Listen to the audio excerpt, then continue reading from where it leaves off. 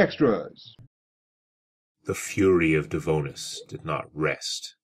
His rage at being bested by a mere mortal, rage at the limitations of form that had made such an indignity possible, at being struck down when he had already won, had moved on to laying the groundwork for a far greater game.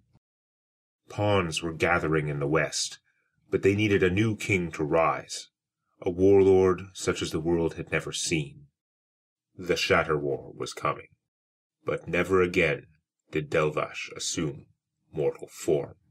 Yes, this minor noble, who came out of nowhere and through charisma, manipulation, and feats of heroism managed to rise to the throne of Korstrad, was the god of tyranny, Delvash in mortal guise. In the old days, most if not all the gods took mortal form at times, for the experience of being immortal, seeing and feeling and being a part of the world from a new perspective. Usually they did so in an unassuming fashion, not seeking glory or fame, though Moradin was pretty unrestrained, which is why, after he left, the dwarves were able to put two and two together.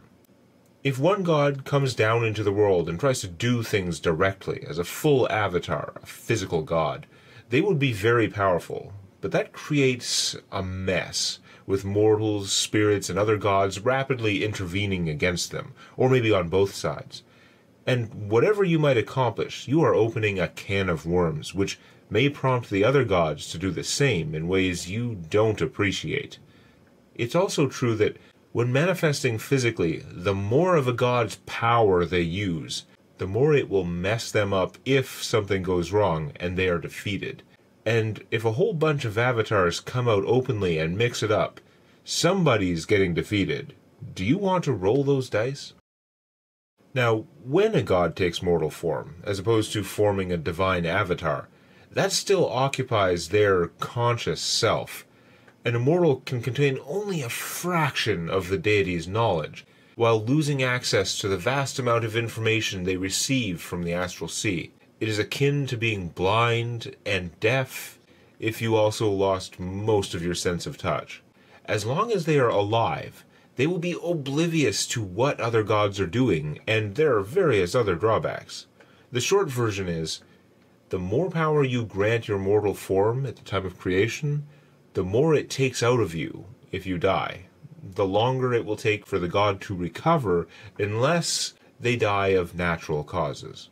Though a god in mortal form can choose the time of their passing. They can simply go off and meditate for a few hours and release themselves, or, if they so choose, die in their sleep. It's said that Dialia, goddess of nature, can take mortal form as an animal and suffers no ill if her animal form dies of natural causes or predation, as long as her animal form is killed and eaten by the hunter. In fact, it's said that she can, and frequently does, manifest in the world as multiple animals at once, if they are smaller, shorter-lived ones. It costs her little or nothing, as they die and their essence returns to her. But Delvash is a very powerful god, possibly the most powerful, ignoring distant gods, having stolen all Tiamat's domains, plus most of the ones which she had in turn stolen from Pelor. And as the god of tyranny, Delvash has strong opinions on how the world should be organized. And so, when he manifested as Devonus, it was not on a whim. His location, his race, his appearance, his timing, all was chosen with great deliberation, and was but one element in a vast web of plans to unite the world, to create an absolute order under the lineage of the first god-king of the continent, and eventually the world. Delvash had been manipulating the primitive orcs of Uruk for generations, subtly directing their culture, and some more direct divine manipulation, trying to give rise to a mighty conqueror, a warlord the likes of which had not been seen in these lands since the time of the three brothers themselves. In that unbound sight of the gods, their ability to glimpse events beyond time, or perhaps paths, like branches on a tree, in that sight, Delvash had two candidates for a mighty, world-rending orc warlord. This warlord, the Varharan, who would shake the foundations of the kingdoms of elves, of dwarves, of Adar, and of men. But neither had yet been born, and whichever of them was chosen, whichever would lead Uruk to war, That was only part of their purpose. Their true purpose, in the eyes of the evil god, was to die to the blade of Devonus, granting the God King the global triumph he would need with which to unify the kingdoms of men. They would likely not worship Delvash, not openly, not yet. But their devotion to him through the rule of law would serve well enough until his descendants, the future kings and queens born of the god's blood, would change that in time. The mortal called Devonus was crafted with full knowledge of who he was, something most other gods avoid when seeking the mortal experience. He also had the knowledge of his divine self's plan, and as much other knowledge, wisdom, and omens of possible future events as could be contained in that vessel. His form was tall, strong, graceful, and handsome, a reflection of the subconscious perceptions of the citizens of Korstrad, their image of an ideal leader, warrior, and diplomat, at least for the city dwellers. In order for his heroism to shine, and to aid both his ascension to the throne and his ultimate task of defeating the Orc warlord, Devonus was as strong, swift, and tough as any mortal man. But Delvash knew that would not be enough. So he cleverly granted himself the ability to access far greater strength, speed, and durability than any human, when needed, but only temporarily, in an attempt to avoid the trap of granting too much power. As long as he did not die while tapping this unholy strength, the god of darkness, pride, hatred, greed, and so much more, could avoid the costs incurred by dying while investing too much in his physical form. With the power and guile granted to him, and driven by his sinister divine purpose, Devonus appeared out of nowhere, presenting himself as a down-on-his-luck noble, with a story that was quite plausible and too much effort for the court of the Winter Palace to look into. He didn't claim to be wealthy or powerful, quite the opposite. Essentially all he claimed was to be a low-ranking member of the noble caste, and he played the part so well there was no real reason to doubt him. He ingratiated himself to all, being an excellent guest, and rounded out his reputation with mighty deeds in service to the crown and to the people of Korstrad. And thus, guided by breadcrumbs of foreknowledge, it was almost too easy to position himself as heir to the throne, causing the unhealthy monarch to fall gravely ill, barely even qualified as a miracle. The foreknowledge granted to Devonus told him that once he became king, there were only 3 major obstacles which threatened his ultimate goal.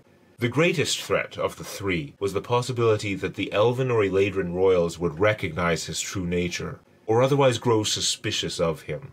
This was not a problem which could be smashed with brute force, nor one easily disarmed by his charms. It would take decades of complex, subtle manipulation of many factors to give him the best chance to avoid the wrong kind of attention from the wisest of the Eldar. The next greatest threat was that he would fail to defeat the Varharan, either that the powerful Orc warlord might best him, or that another hero might defeat the Varharan too soon, before Devonus was ready.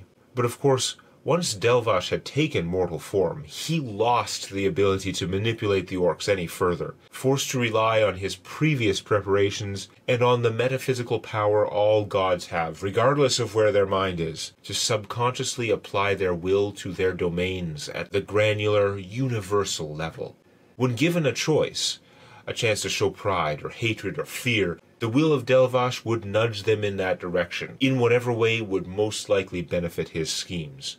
Devonus, in mortal guise, could only have faith in his true self to have set the pieces in motion, and to have prepared for him the right visions and omens to lead him to victory. The third greatest threat was seen in one of those omens, that a great warrior would arise from the nomads to challenge him. Devonus knew that if he fought this warrior, his fate would lie in the balance, uncertain, based only on his own strength and prowess, but he knew little else of it. So he had been working from the beginning to find great warriors among the tribes, and to make sure that they either joined him, or that they killed each other off. When Gargama died, between his vengeful rage, and his oaths to serve Devonus, his spirit managed to cling to this world long enough to doom Hinze by warning the usurper king. And so, when this Hinze barbarian appeared on the doorstep of the Winter Palace, the nomad was banished to the dungeons, to be held there until death, avoiding the pretentious battle altogether. With this threat imprisoned, the God King thought little more of it, turning his attention ever onward to his glorious task, to preparing for the scrutiny by the elves, and to preparing the nation, his nation, to ensure that when the orcish waves crashed down upon the world, Korstrad would be the rock against which they broke, an orderly and strong military power, ready to take leadership in the alliance of elves and men. And so Devonus was now less worried about the fated warrior than he was about the Duchess Sunderland, who, although already dead by this time, had seen through his facade, a mere human without the ancient magic and wisdom wielded by the oldest of the Eldar. The damage she may have done. Oh, how she had earned that assassin's blade. Not only had she rescued a potential future rival for the throne, but much worse, she may have raised the alertness of the elves, making it that much more likely that King Dietrich or Queen Floretta would scrutinize the new king to their north in ways which could threaten all his schemes. Some day he or his descendants would destroy them and add their forests to his empire, but until the Varharan died, that goal was too far off to warrant much of his attention. The gods, all the gods, act constantly upon every stone, every blade of grass, every beast and monster and mind in the universe, according to their wishes, within the scope of each of their divine domains. Larathol and Blabal war over every mist, cloud, and wave. Delvash pushes all to strike down, take what they can, while Sirius pushes to instead enrich their own spirits by standing between the weak and the strong. You can easily overanalyze any event in this light, but so many strange and unlikely and wondrous turns of fate worked to give Hinze his chance, that surely the gods must have had some hand, subconsciously trying to stop Delvash, just as he subconsciously furthered his own schemes. But most of all, some part must have been played by Marduk, who some name Cord or Grumsh. For of all the things in the world, what he loves most is to see the strong challenge the strong, each fighting for a mighty cause, and to let their contest play out in the greatest possible way. Though he paid little heed to the little man in his darkened cell, Devonus had no interest in keeping Hinze alive. The only reason he was in prison and not an unmarked grave was that the king of tyrants knew his kingdom too well. The greatest wisdom he possessed was the knowledge of how far a nation, a people, could be pushed without resistance, without planting the seeds of eventual rebellion. Korstrad had its own sense of what justice meant, and to that he must stay true, at least for now. So to prison went the barbarian, instead of to the hangman. After only a few months, however, long enough that few people would remember the arrival and arrest of one stranger from the east, Devonus sent a lackey down to the deepest dungeons in secret to have the jailers stop wasting food on the man in the lightless cell. Let him starve to death in utter darkness. But the warden that Devonus had appointed, a man who would obey any law, however cruel, and who is said not to have a shred of mercy in him, refused outright. That is tantamount to execution, he said, and no man would be executed without an official order. The lackey barked and threatened, but the steely-eyed warden did not fear a leech who simply attached himself to power. If the king would come down in person and order it, if he'd summon the warden to the throne room and command him, if Devonus would send a writ decreeing it, the warden would cut the man to death with the corners of that very paper. But no man under his care would die without a legal order. And while the warden had no fear as long as he held to his convictions, the same could not be said of the lackey, who feared the king's reaction should he report this failure.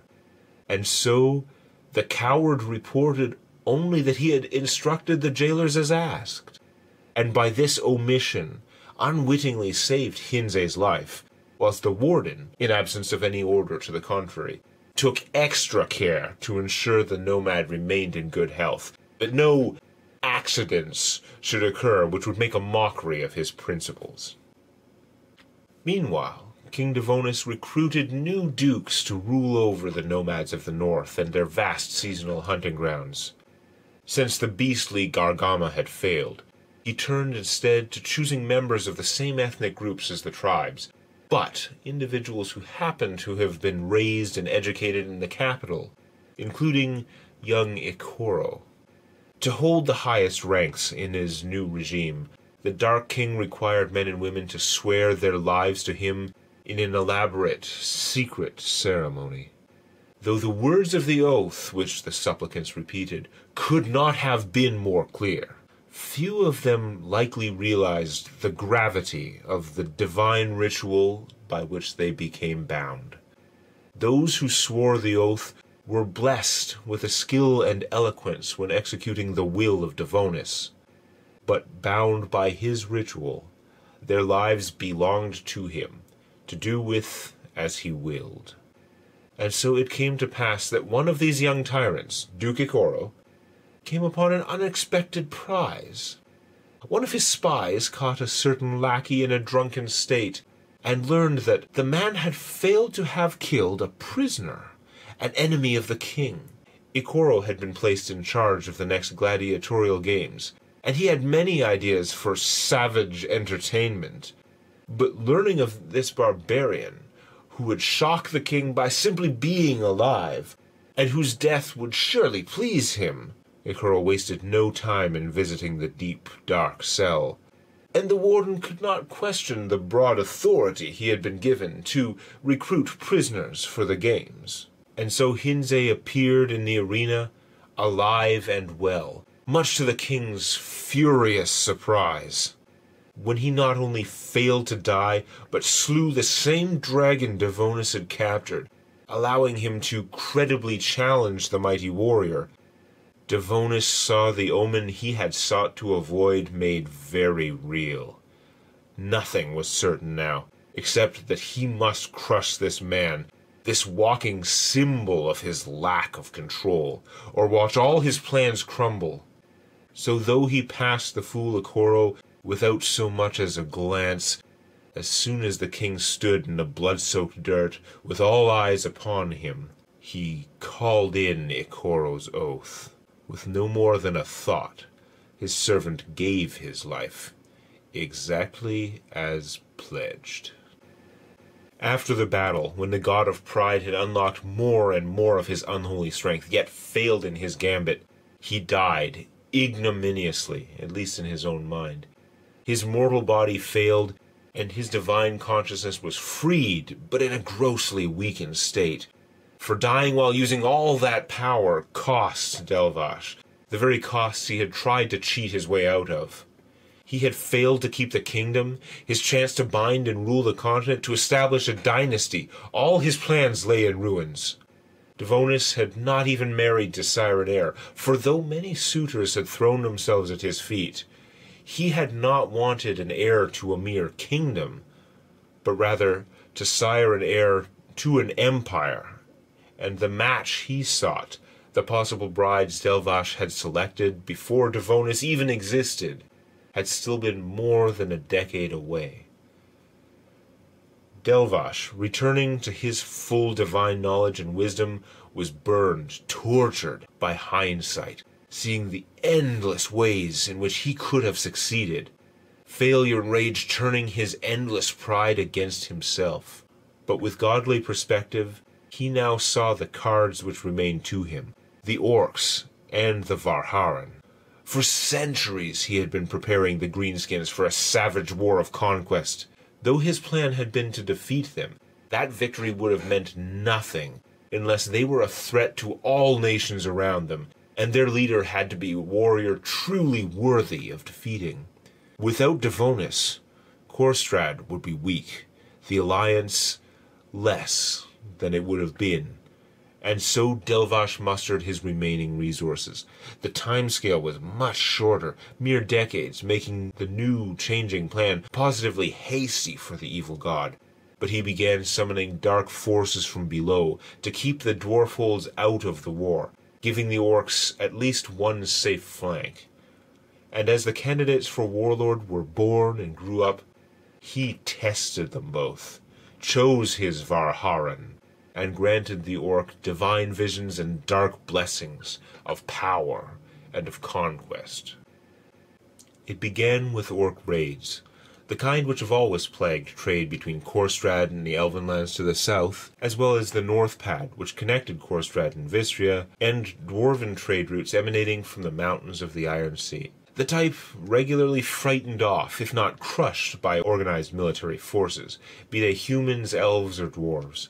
But these orcs turned tail and fled at the first sign of force, even more cowardly than their usual strength and numbers tactics. And naturally, elven rangers, or Vistrian or Korstradi patrols, would often give chase, trying to run down and destroy the broken units rather than allow them to escape. And they found that these broken orcs collapsed back with a degree of intention that belied their ragged-looking formation.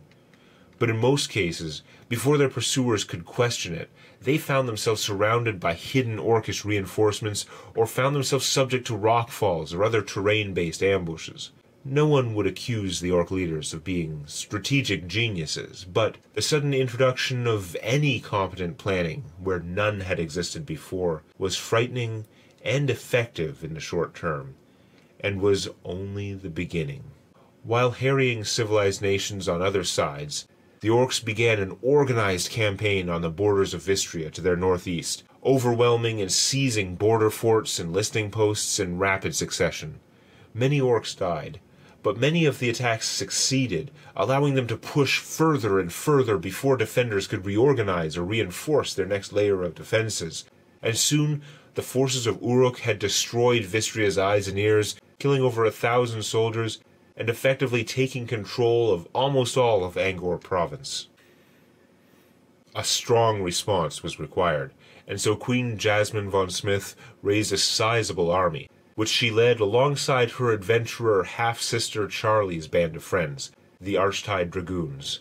Based on the reports, they advanced cautiously, with many brave advanced scouts probing for ambushes or for smaller orc forces positioned to coalesce into a flanking position.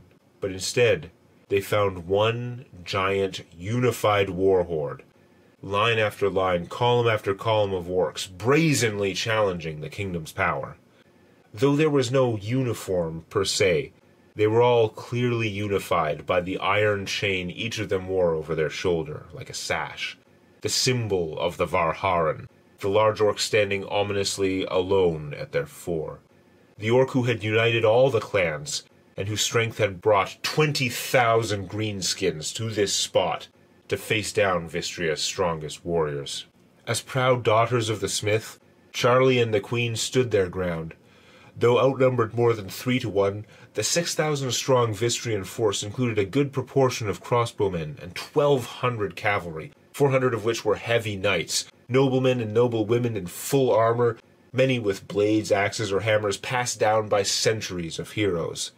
A charge of 1,000 thundering cavalry could break a light infantry horde that size, even if they were men, and these were but orcs.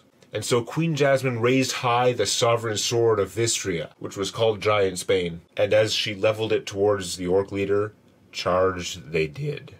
The shaking earth, as so many lances approached, made many of the orcs flinch or shuffle nervously. But they dared not break their lines, for they feared the warlord at their head far more than bolts and horses and men. The Varharan raised his massive sword, and led a chant of its name. Kill Dar!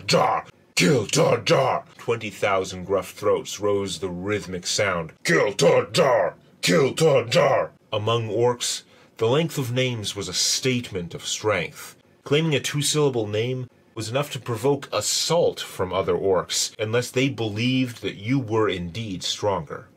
The warlord wielded his own assumed name, Varharan, as a challenge to all, a challenge which he had won again and again until all submitted to his power. Varharan was so strong that he gave even his weapon a 3-syllable name, Kiltor-Jar, made up of death words in the tongues of orc, elf, and human. And when the riders drew near enough, the warlord struck down at the ground, and at that signal, handlers across his horde's front yanked chains up from their dusty camouflage. Huge scorpions which had lain buried in wait, calmed by shamanic magic until this moment, burst up from the ground with clamping pincers and great venomous tails raised to threatening height, causing nearly all of the Vistrian horses to balk or throw their riders. Gordar Dustbeard, the wizard of the Archtide Dragoons, cast down bolts of lightning from his hands, creating a space for the royal party to continue charging at the orc leader. But when Kiltor-Jar, the blade of the Varharan, struck the sovereign sword of Vistria, that sword, one of 3 gifted by Moradin to the true sons of Smith, was shattered, its enchantment breaking in a blast that threw back the riders, the Varharan, all who lay nearby. The battle became chaos, a slaughterous, murderous, fighting retreat by the army of men. Heroic Charlie, Dustbeard, and the other surviving members of her party dragged Queen Jasmine's body back, finding enough uninjured mounts to rejoin the main force, and those remaining dragoons organized the units as they fell back. But by the end of the day, more than half the humans were slain. Over 3,000 dead, and though half again that many orcs also perished, there was no question of the winning side, no question of the power of the Varharan. And as word of the battle spread, so this conflict, this orc invasion, gained a name. For the blow that ended the sword and injured the queen so gravely that she was not seen again for a month, and was said never to remove her helm again in public, so badly was she scarred, so angry was she at the loss of her sister. Across the world, the conflict came to be known as the Shatter War. Oh, and if that last paragraph got confusing at the end, read it again, and remember that almost every legend told in my world has some detail wrong, sometimes simply through errors in repetition, or failings of memory, sometimes through intentional attempts by certain parties to shape the history of the world. So if you thought that sounded weird, reread that last paragraph, maybe the last couple, and see if you can pinpoint the note of discord and see the truth hidden beneath the tale. As for Delvash, god of hatred, fear, darkness, and so many other evils, the shattering of one sword, of one queen, was only the beginning of his vengeance. The Orc War he had arranged changed the world forever, in many ways. In some ways which pleased Delvash to no end. In some others, clearly not as Delvash intended, since even without mighty Devonus and his fascist Korstrad, the orcs were defeated in the end. But even the death of the Eladrin king, which so angered Dialia, was very clearly the dark hand of Delvash at work, for King Kelvoras was slain by Jarmarkar, the Varharan's lieutenant, who had been the god's second prospective candidate, the one Delvash had not chosen to be warlord. I'm putting this up early for you, my Patreon patrons, so you can ask me questions so that I may answer some in this video or in Extras 45, which is coming someday, but there's some advantage to doing what I'm more inspired to do, so it gets done quick and well, and also I was so deep on Red Sash that I could have sworn I'd done Extras 45. Thanks so much for your continued support, with a special shout out to Lord Abon, Duskmar, Big Grin, Gorefiend, and Surf USA, the members of the organization. Remember, I added a little physical welcome package to the organization tier of my Patreon, so if you haven't sent me your address or been asked for it when pledging, please dig up the email I sent you and respond so you can get a few custom Demonac D6 dice. And their battle became legend,